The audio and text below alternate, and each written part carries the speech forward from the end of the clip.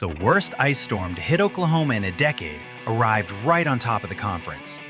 Roads shut down, flights canceled, and right in the middle of it, a gathering for hundreds of people who were supposed to be arriving from all over the country. Let's kind of do some prevent. So with the weather, we had to make a decision early on. Do we have it? Do we cancel? Do we do something else? And we had several meetings as a board of directors, and we canvassed membership and we canvassed a lot of the vendors. And it was determined that we would go ahead and move forward. It was not an easy decision to make because we worried about people's safety, we worried about a lot of things. But to postpone it would have been just as detrimental as just going through the ice event, if not more so. And so we made the decision to go ahead and move the event and then postpone it a little bit so it gave everybody additional time to get here. And then we had to even change up on the fly and do some things that are compressed as well. The board polled the membership, they called the vendors, and they made a decision that says a lot about who these people are. You know, the board had to make a decision when the storm came up of how we wanted to proceed. And we decided that there were some windows of opportunity for everyone to get here, and we proceeded forward, you know. Plus, one of our thoughts is we're catastrophe adjusters, so the biggest thing we do is adjust.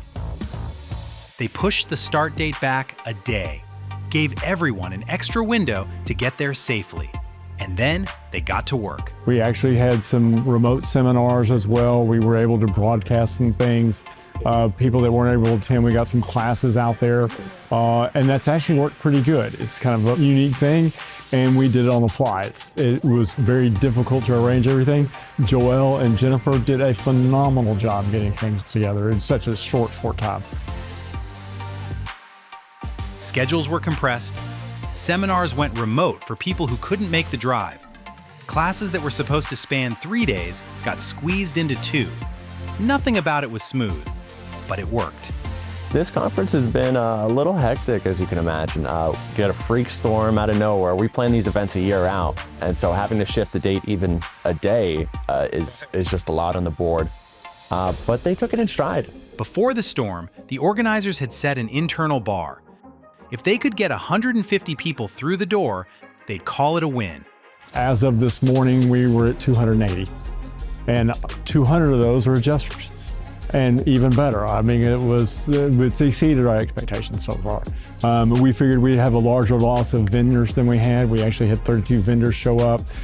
And just thank everybody that came and participated. We've gotten a lot of vendors that are actually doing interviews that couldn't make it, but they're doing them remotely, and it's working. We had a wonderful attendance considering we ended up with 287 attendees this year, which I think is phenomenal considering our circumstances.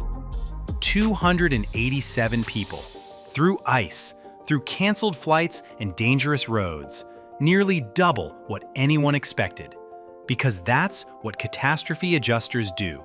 They show up when things get hard.